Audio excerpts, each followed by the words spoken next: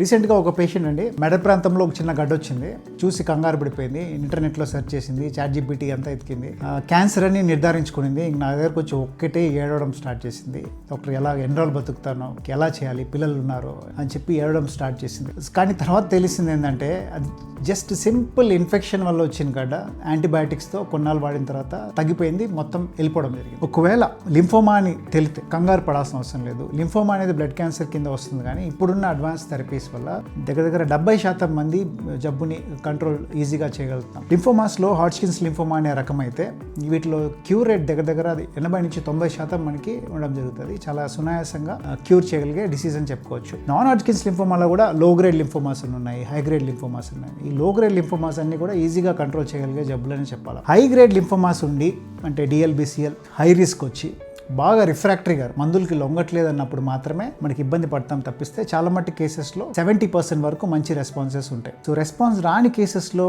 ఇప్పుడు ఇమ్యునోథెరపీస్ ఉన్నాయి, targeted therapies ఉన్నాయి, ఇంకా ఇప్పుడు లేటెస్ట్గా CAR-T థెరపీ అనేది కూడా అందుబాటులోకి వచ్చింది.